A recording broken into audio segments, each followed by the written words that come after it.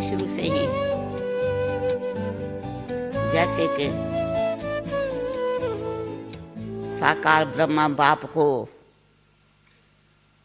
शिव बाबा ने साक्षात्कार कराया। उस समय ब्रह्मा बाप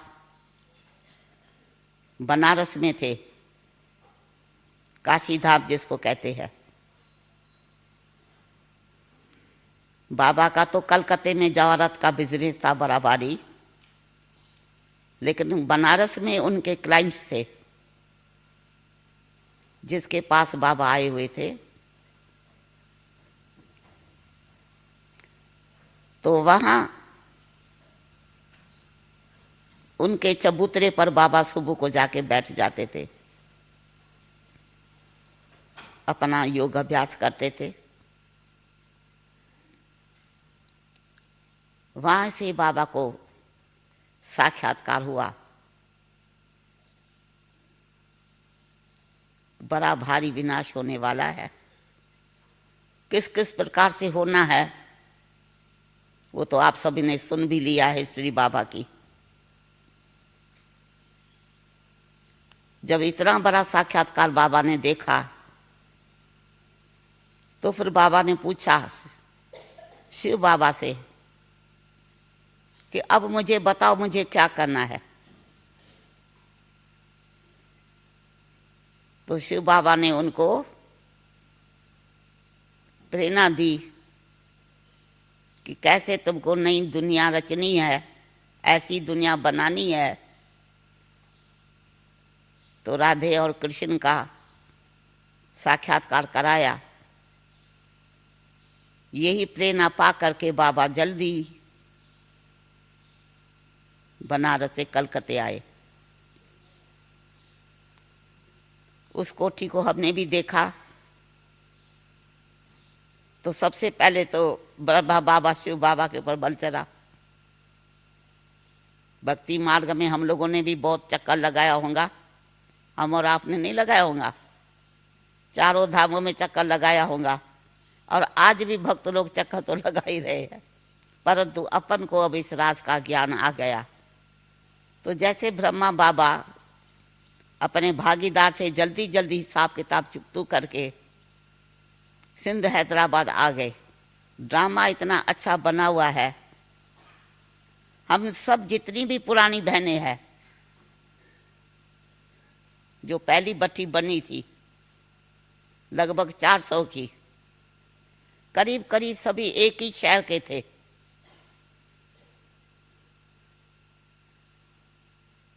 जो भगवान को ज्यादा ढूंढना नहीं पड़ा। आपसी में किसी न किसी की रिश्तेदारी भी थी और वैसे मिलन जुलन भी होता रहा। अगर दूसरे दूसरे शहर में होते तो शायद संदेश पा करके भी आना मिलना मुश्किल होता। लेकिन ड्रामा बहुत अच्छा बना हुआ। जो इतने सारे बाबा के बच्चे एक ही स्थान पर थे। तो जैसे ब्रह्मा बाबा पहले तो अपने मकान, छोटा मकान था, उसमें थोड़ा सा बैठ करके सुनाते थे सबको जो मिलने जुलने वाले थे। तुरंत बाबा ने बहुत बड़ा मकान बनाया और जिसका नाम रखा कौन सा? ओम मंडली। ओम मंडली के नाम से धीरे धीरे धीरे धीरे आवाज फैलने लगा कि दादा बहुत अच्छा सत्संग कराते हैं। अभी तक किसी ने ऐसा सत्संग नहीं कराया। और ऐसी ओम की धुनी करते हैं जिससे मन अपने आप शांत हो जाता है।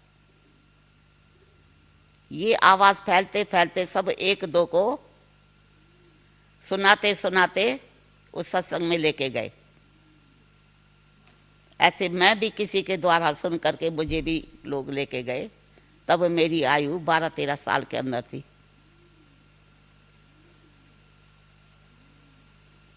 हफ्ते में 3 दिन सत्संग होता था। और मैं आपको बताऊं, इस सत्संग की शोभा बड़ी निराली थी।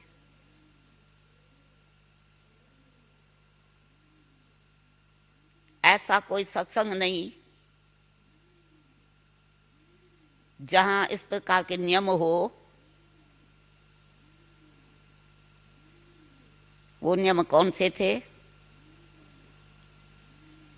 सबसे पहले तो खान पान की शुद्धि।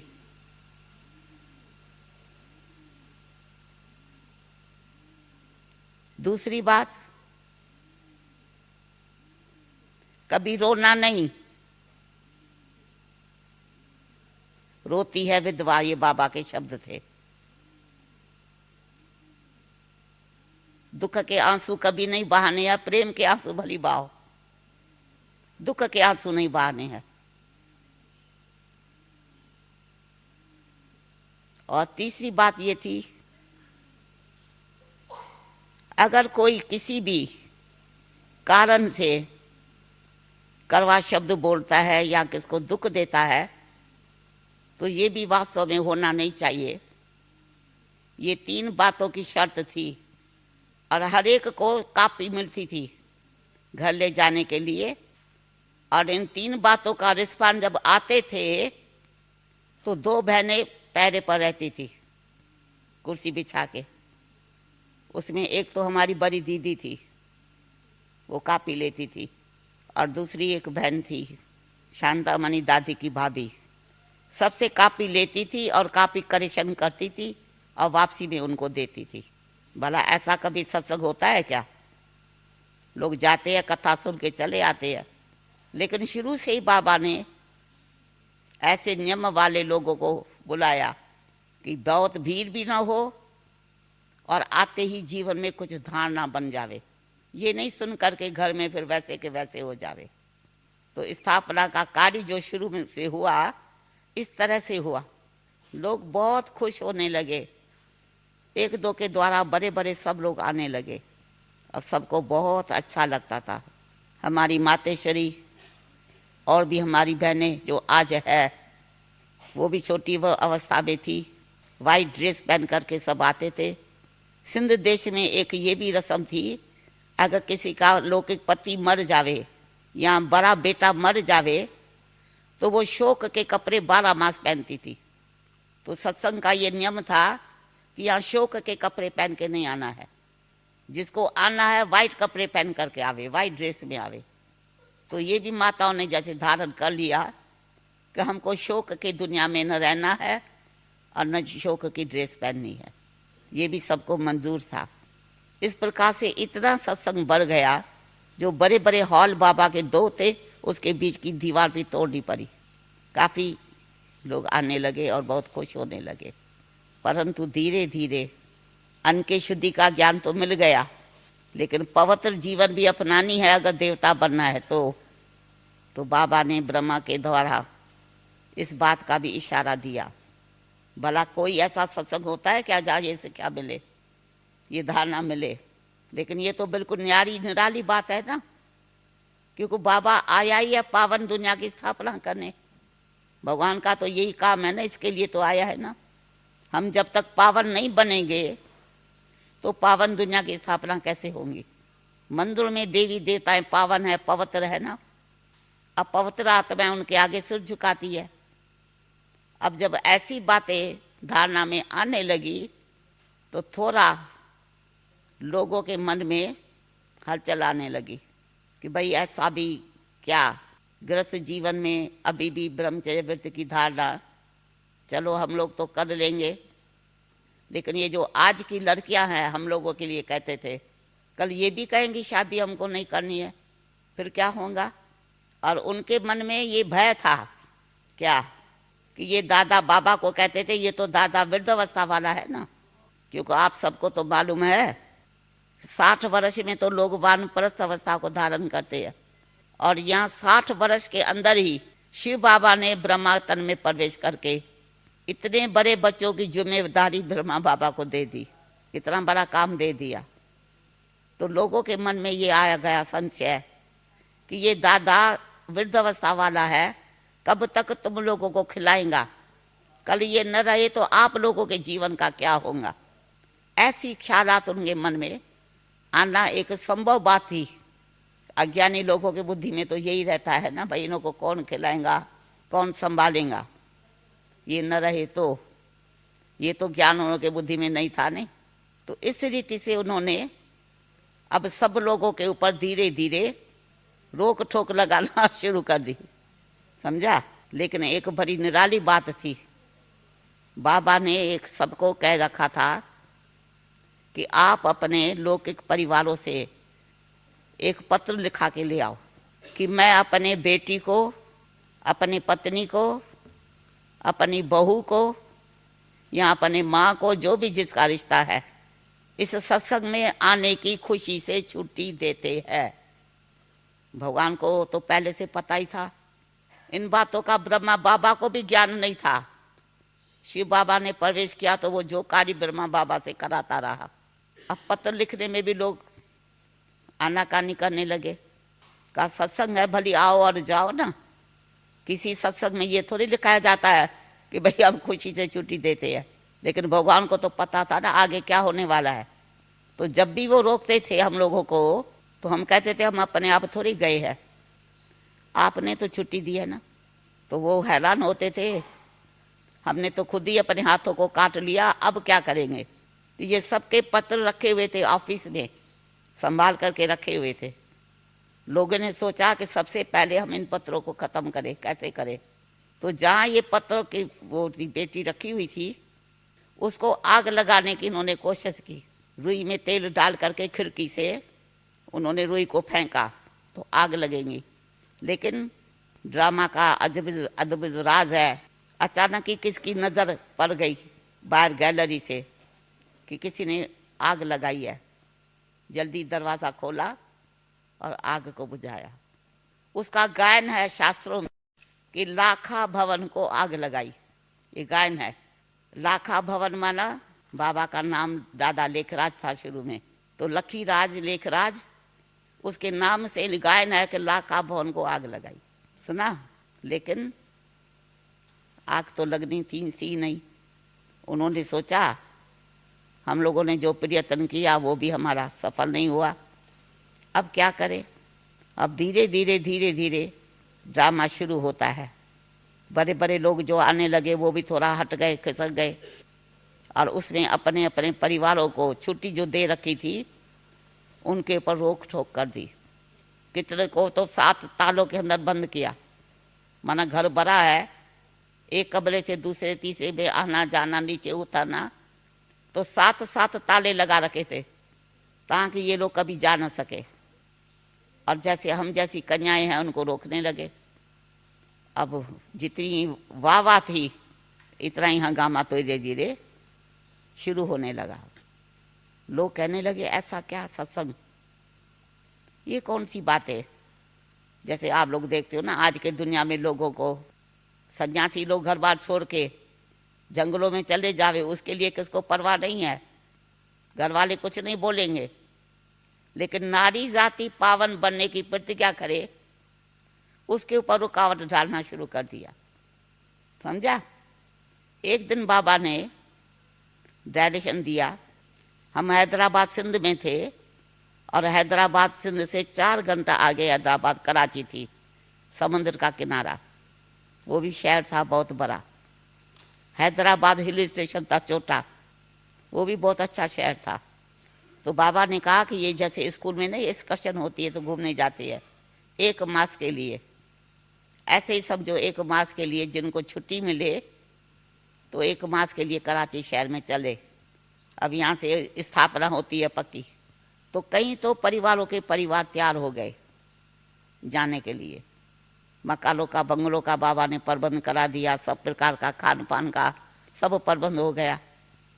लेकिन हुआ क्या, हम जैसी 8-9 बहनें थी जो सख्त बांधेली बन गई थी। माता पिता ने छुट्टी नहीं दी, हम छुट्टी नहीं देंगे। सोचा ये जाएंगे तो लौट के थोड़ी आएंगे। तो सब लोग चले गए और हम लोगों के आगे तो 2 दिन समझो सख्त पहरा था।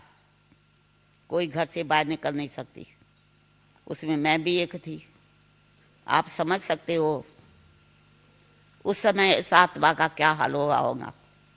मन में तो बड़ी लगन थी कि इतनी बहनें बाबा के संग रहेंगी, ज्ञान अमृत पी करके वो कितनी ना आगे बढ़ जाएंगी और हम तो पीछे के पीछे रह जाएंगे। लेकिन ड्रामा की भावी ऐसी है, कुछ कर नहीं सकते। उसके पहले मैं आपको एक बात बताऊं।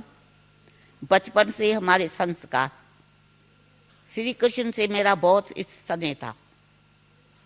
भागवत जब मैं पढ़ती थी तो मुझे बहुत अच्छा लगता था, जिसमें ये खास चैप्टर था कि कैसे गोपियों को रोकते हैं और गोपियां विलाप करती है, रोती है। मेरे मन में संकल्प आया कि भगवान अगर आप भी मुझे ऐसी गोपी बना देते ना अपनी, तो कितना ना अच्छा होता। लेकिन मैंने ये नहीं सोचा कि आखिर वो दिन आएगा जो मेरा ये भाग्य बन जाएगा और पाठ शुरू हो जाएगा। अब बोलो उस समय क्या हाल हुआ होगा जो बहनें नहीं गई होंगी।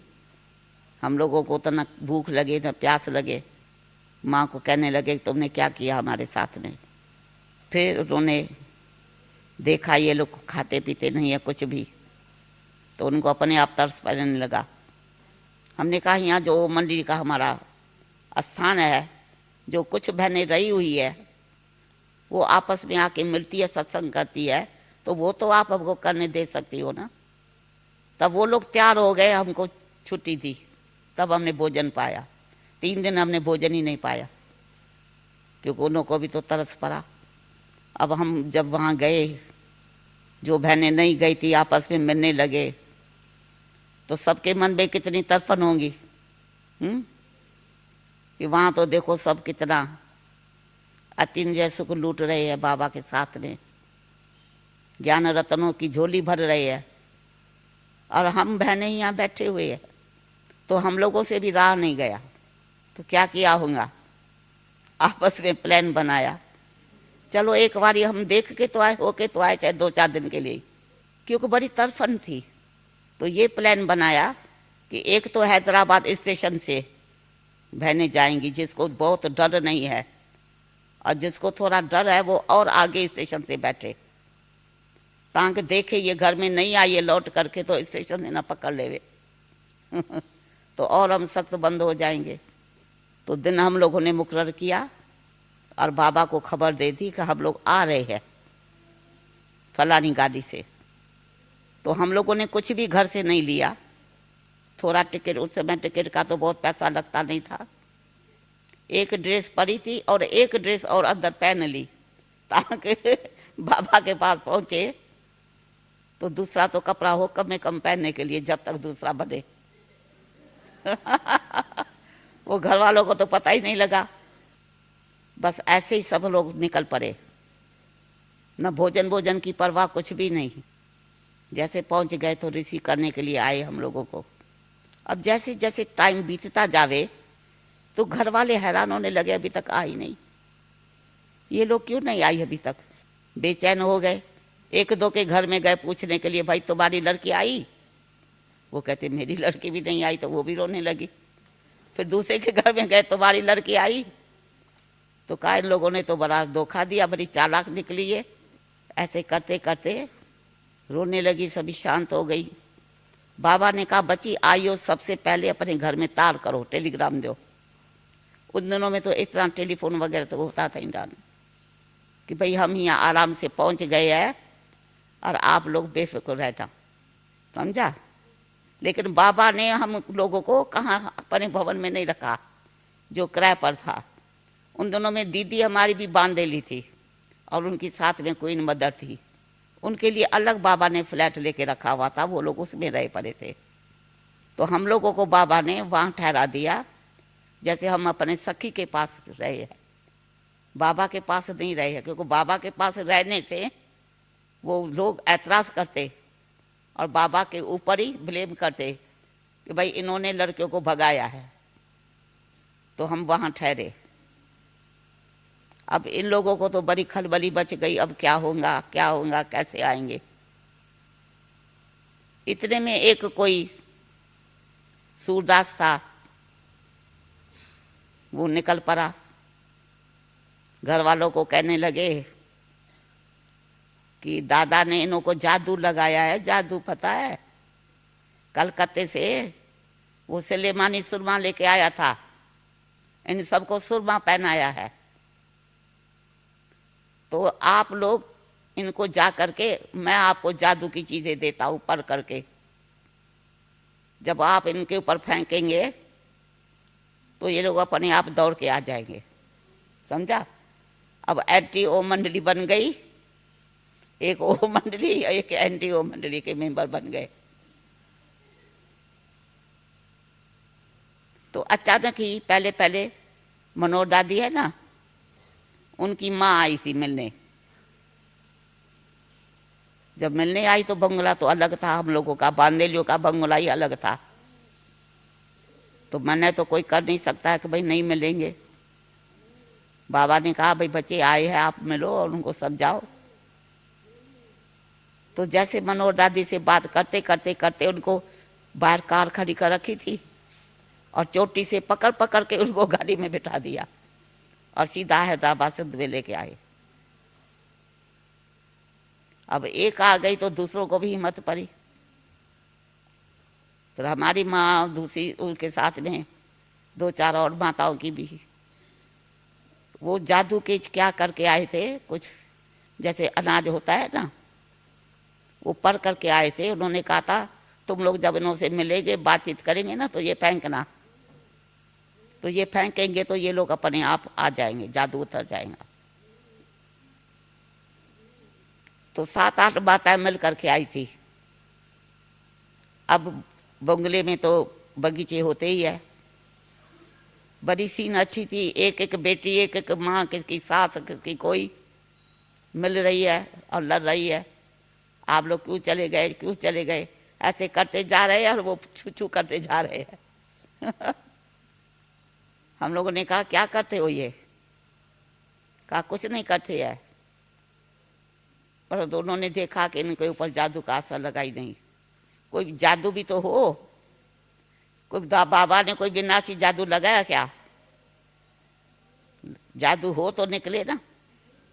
लेकिन लोगों ने ऐसा भ्रम बना दिया, ओ मंडली में जादू, ओ मंडली में जादू, जादू लगता है। जो इतने सब जो है मस्त हो गए हैं। ये तो ज्ञान का जादू था और तो कोई जादू था ही नहीं। बहुत कुछ इन्होंने जोर दिया। हम लोगों ने कहा कि अच्छा हम आएंगे, आप लोग अभी जाओ, अब हम लोग आएंगे। उनको ऐसे खिलाया पिलाया, खाया पिया नहीं, सब रो के चली गई वापसी में। अब कैसे सब आवे? फिर एंटी ओ मंडली ने एक प्लान बनाया कि जो सगीर है उनको वालन के जरिए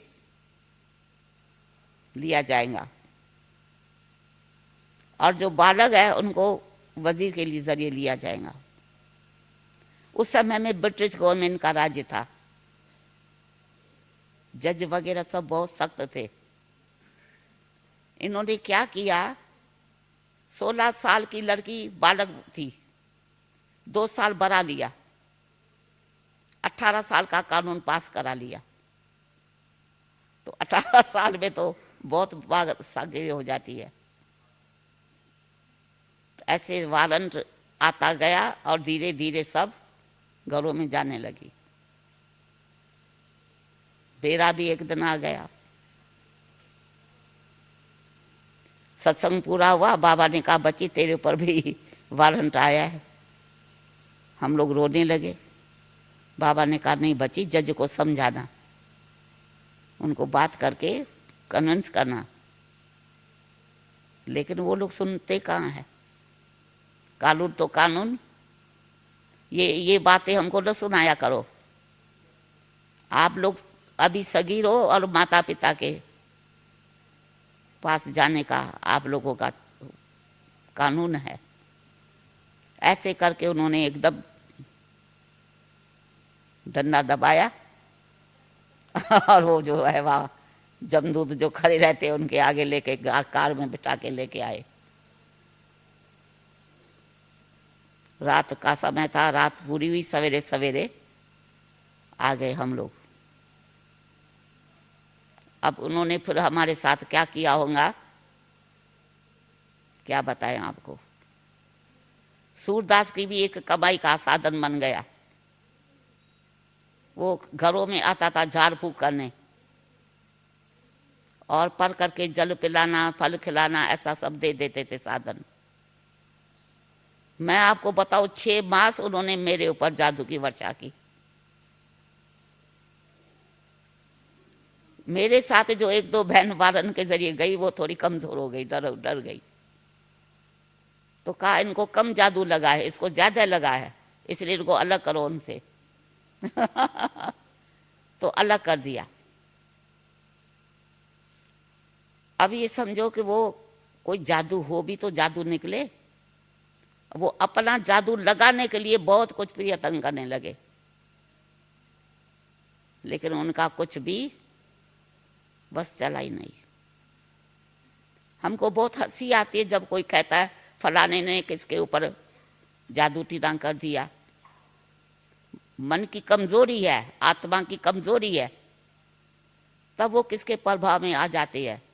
लेकिन जिसके पास ज्ञान का असली संग है, परमात्मा के साथ में है, उसके ऊपर कोई भी विनाशी ये जो भी है जादू वगैरह कुछ भी जो है शक्ति, कुछ भी असर नहीं कर सकती। ये हमारे जीवन का अनुभव है। 6 मास वो हमारे ऊपर अपनी कोशिश करते रहे।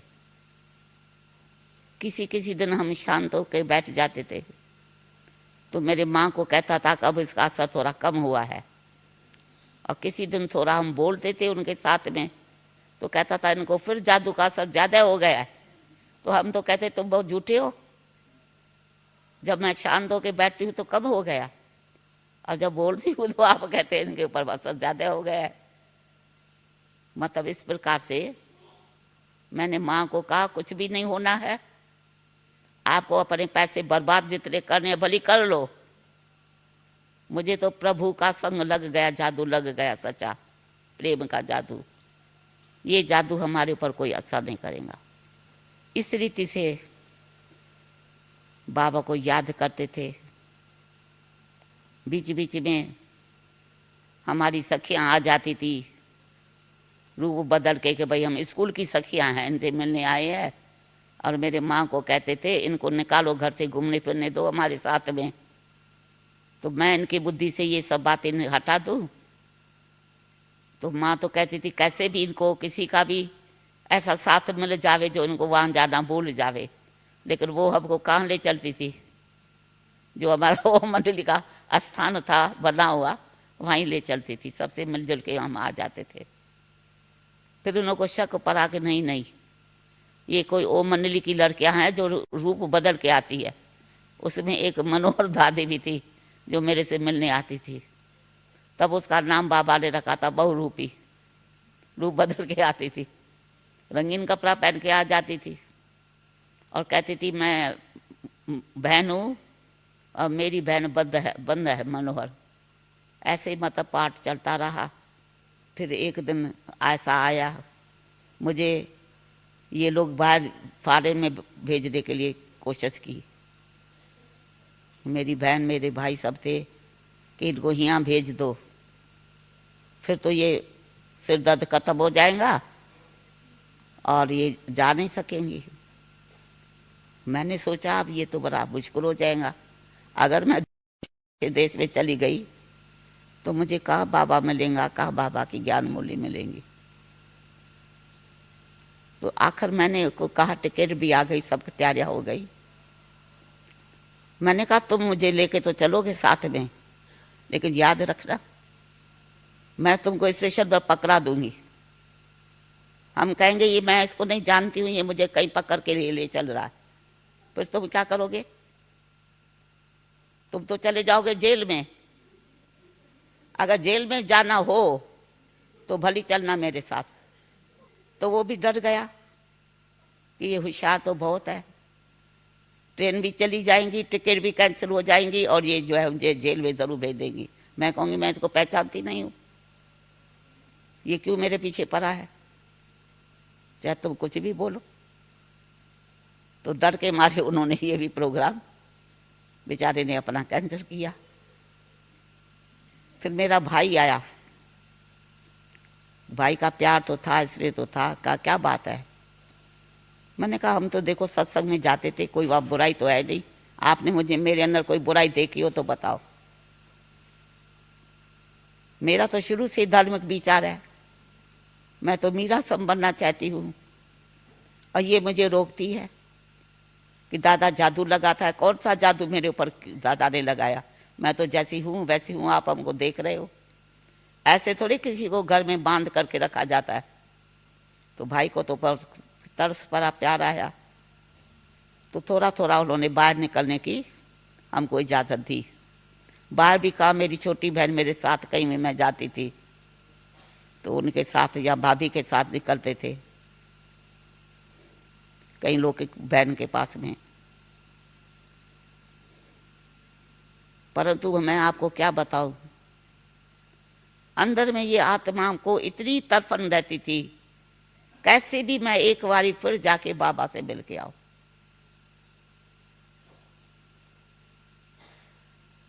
तो एक दिन मैं मिलने के लिए बहन के पास गई, छोटी बहन साथ में थी।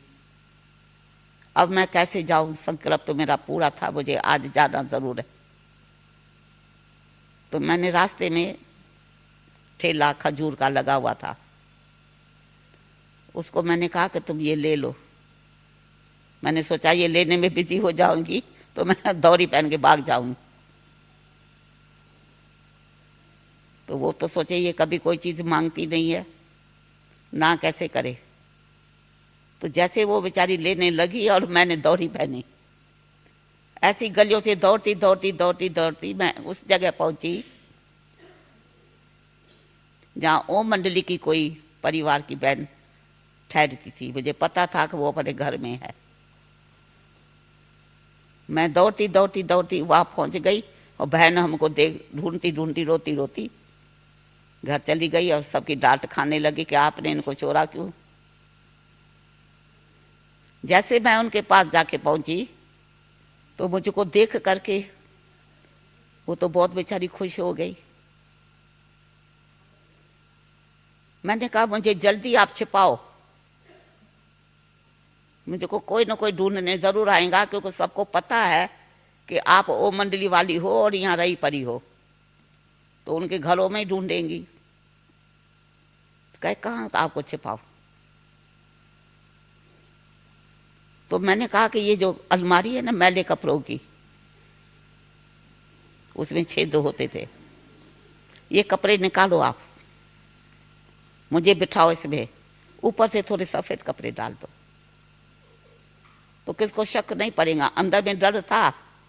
जैसे मैं बैठ गई, सचमुच मेरी बड़ी बहन आई मुझे वहां ढूंढने, और उस बेचारी माता को बहुत धमकाया कि तुमने मेरी बहन को जरूर अपने पास छिपाया है, नहीं तो वो कहाँ जाएंगे इस समय। कोई गया स्टेशन पर मुझे देखने, ये आई हमको घर में देखने। स्टेशन पर देखा ये तो है ही नहीं, गाड़ी छूट गई। तो ये आई बेचारी घर में देखने। अब जब ये देखने आई, मैंने उन्होंने कहा भाई देख लो, सारा घर खुला पड़ा है। जब देख लिया कि ये है नहीं, मुझे अंदर में आए क्षण या ना आ जावे नजदीक में। देख देख के वो उसको ही गाली देते चिल्लाते चिल्लाते आप लोग ऐसे हो लौट गई। कुछ समय के बाद फिर मैं निकली अलमारी से। फिर मैंने शाम को एक पीपी वकील किया हुआ था यज्ञ के तरफ से, उसके पास मैं मिलने गई। मैंने उनको बताया इन्होंने मेरे साथ 6 मास क्या क्या किया है, इस तरह से मुझे बहुत सताया है, तो मैं आज रात को जरूर बाबा से मिलने जाऊंगी, ये मैं आपको खबर दे देती हूँ।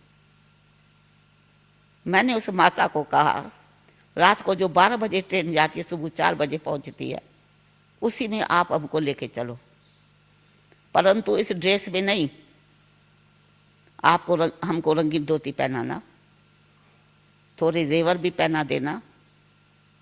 मैं ट्रेन में बैठूंगी तो घूंघट गाड़ के बैठूंगी, बहुरानी बन के बैठूंगी, ताकि ट्रेन में भी मुझे कोई पकड़े नहीं।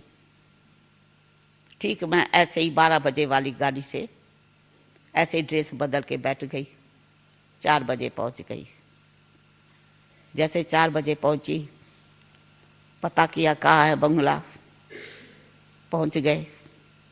बाबा सत्संग करा रहा था, हम तो जा कर के तुरंत ही बाबा के गोदी में मिले। और बाबा को भी पता था कि बच्ची ये बहुत सख्त बांध है। उन दिनों में बाबा ने यज्ञ में गैया भी रखी थी, तो एक गैया का नाम मेरा रखा था। तो वो बहुत रोती थी, आंसू बहाती थी। तो बाबा कहता था कि बच्ची लगता है बहुत आंसू बहाती है, तरफती है। मैंने आती जाती रहती थी तो समाचार देती रहती थी। फिर इसी तरह से जो है हम वहां पहुंच तो गए। उस समय सनिस्ता के ऊपर दफा 144 लगा हुआ था। अब उसमें तो हम ज्यादा दिन ठहर भी नहीं सकते हैं, मुश्किल से 2-4 दिन ठहरे। ये मैं जानती थी मैं यहाँ से जाऊंगी तो और सख्त बांधेली हो जाऊंगी, परंतु सनिष्ठा के ऊपर मेरे कारण कोई असर न पड़े, कोई ऐसी बात ना आ जावे। तो मैंने कहा ठीक है बाबा, आपसे मिलने की बहुत तड़फन थी। तो बाबा का जो फरमान था, मैं पहुंच गई अपने घर। हमारे भाई जिसने हमको थोड़ा फ्रीडम दी, उसको थोड़ा मन में ज़रूर आया कि भाई इसने हमको धोखा दे दिया। खैर कुछ भी हो, हम घर में पहुंचे। हम एक गाड़ी से पहुंचे और उसी गाड़ी से मेरा भाई फिर कराची में आया कि मैं आश्रम में जाके इनसे मिलूंगा और इसको कहूँगा कि आप घर जाओ। फिर जब हम वहाँ पहुँचे हैं तो फिर समझ सकते हो मेरे ऊपर उन्होंने फिर और कुछ बहुत कुछ किया। उसके बाद में फिर इन्होंने हमको क्या किया, पाँव में जंजीर बांधी, जानवर बना दिया जैसे मतलब ये कहीं फिर भाग न जावे, चली न जावे। जब स्नान वगैरह करने जाना होता था तो जंजीर खुलती थी और फिर पाँव में पड़ जाती थी, 4 पैसे बांध लेते थे। तो भी मुझे कुछ नहीं असर हुआ। मैंने कहा ठीक है, भागवत में पढ़ते थे कि गोपियों के पाँव में जंजीर बांधी गई, शायद मैं वही गोपी हूँ, मेरा पार्ट है। इस तरह से समझो, ऐसे ही समझो, कुछ और कुछ चलता रहा। उसके बाद में भी फिर तड़फन बहुत हुई। कुछ दिनों के बाद में मेरी बहन फॉरेन से आई, उन्होंने देखा मुझको तो उन्होंने मेरा ताला तोड़ दिया। मैंने कहा मैं आपके घर अभी चलूँगी, थोड़ा चेंज तो करना पड़ता ही अपना पार्ट। अपने को हल्का किया, वो लोग भी समझे अभी ठीक है, ये कहीं नहीं जाएंगी। लेकिन ऐसा हो सकता है? आप विचार करो, न मुरली है न कोई मिलने वाला है। 2 साल तक मेरा ऐसे पाठ चला है, पर सूक्ष्म में बुद्धि बाबा के साथ ही साथ थी, दूर नहीं थी। ड्रामा को देख करके, अपना पाठ को देख करके, कब न बाबा वो दिन आएगा जो जरूर मैं आपके गोद में आ जाऊंगी। फिर वहां से भी हम चले गए एक दिन, फिर जाके बाबा से मिले। इस तरह से मतलब मेरा 2 साल तक जो है पाठ काफी चला, संघर्ष का। फिर एनटीओ मंडली वाले चिप थोड़ी रहते हैं, हम लोगों के माताओं को कहने लगे कि चलो गवर्नमेंट के सेक्रेटरी ऑफिस में बुखार ताल चल के करो तो आप लोगों को लड़कियां मिलेंगी। वो सबको पकड़ पकड़ के ले आए। अब जब भूख हड़ताल करने के लिए एक एक बेचारी बारी बारी भूख हड़ताल करे तो उनको सबको भय होता था, हम यहाँ कैसे लेटेंगे, कैसे भूख हड़ताल करेंगे। अच्छा तो नहीं लगता था उन लोगों को भी। फिर उन्होंने नियुक्त किया, एक कराची में बहुत बड़ा लोहे का व्यापारी था इंडिया में, उनका बंगला कराची में क्लिफ्टन में था, जहाँ हमारे ब्रह्मा बाबा का बंगला था, वहीं उनका बंगला था, आमने सामने। उसको उन्होंने मुकर्रर किया कि आप इनके बीच में पढ़ करके समझो और फैसला करो। मना सरकार भी हार खा गई, भाई कोई वारंट के जरिए जा रही है रो रो के, कोई कोई वजीर के मुआफिक जा रही है, वजीर को गाली दे रही है, कोई कुछ कर रही है। आखिर ये क्या सरिश्ता है? वो भी समझ नहीं पाई, तो उन्होंने उनको कहा कि आप समझो, क्योंकि ब्रिटिश गवर्नमेंट थी तो इतना नहीं जान सकी। 3 दिन हम लोग उनके पास थे और 3 दिन हमारे घर वाले उनके पास थे।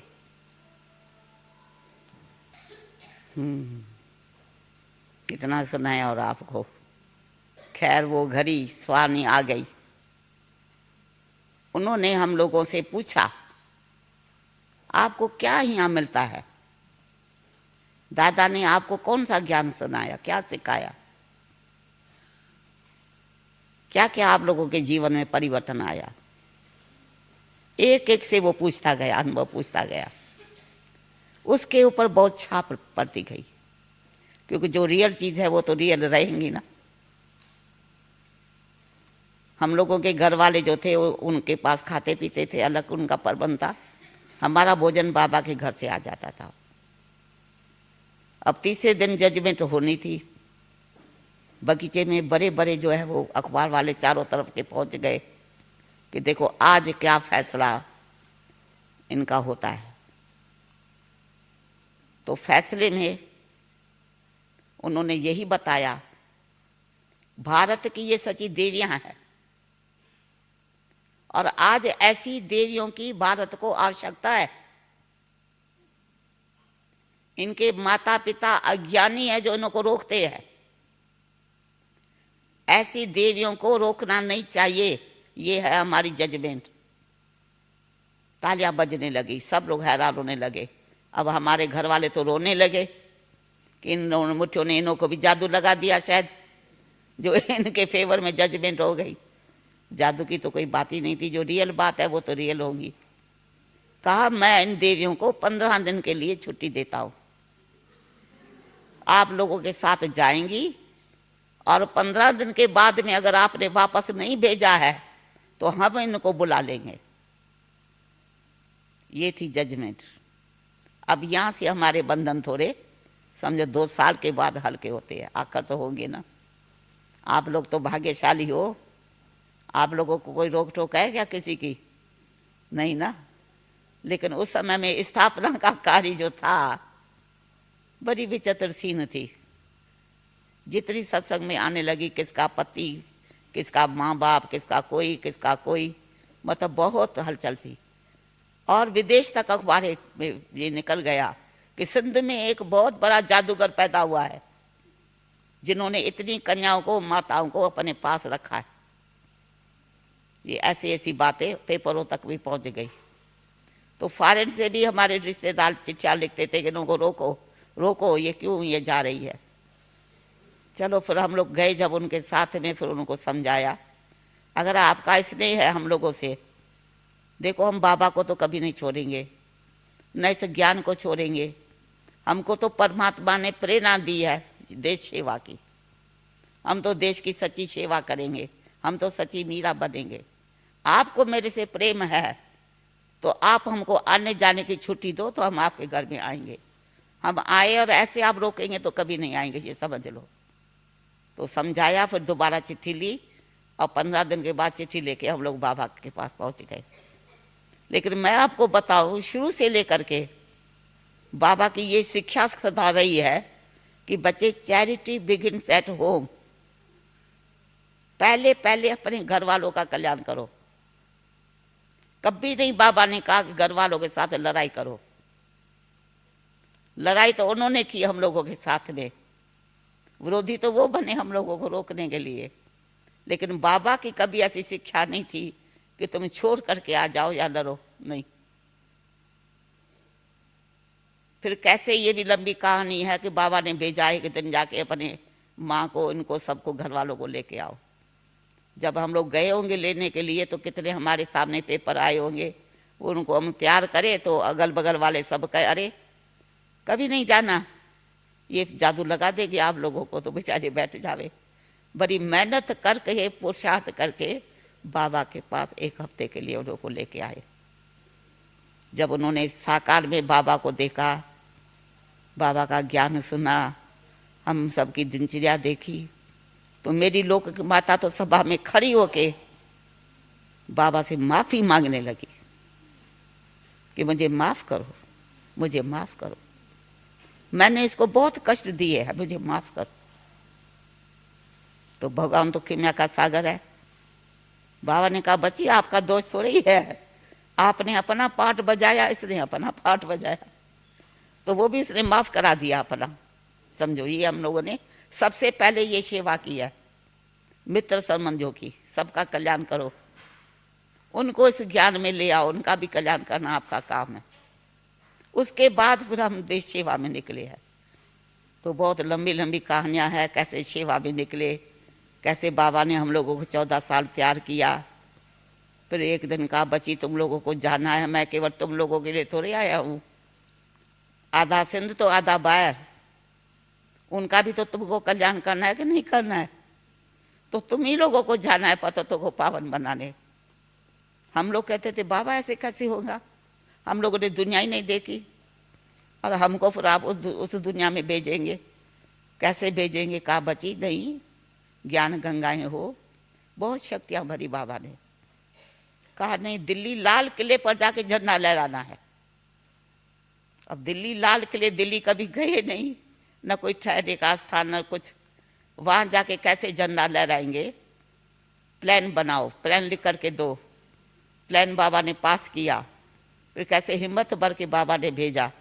अब ये तो बहुत लंबी कहानियाँ, एक दिन की तो कहानी है नहीं, मतलब तो बहुत बहुत स्थापना में इस अलौकिक कार्य की जो रीत थी बहुत बहुत निराली थी, उसका थोड़ा बहुत आप लोगों को साक्षात्कार करा लिया।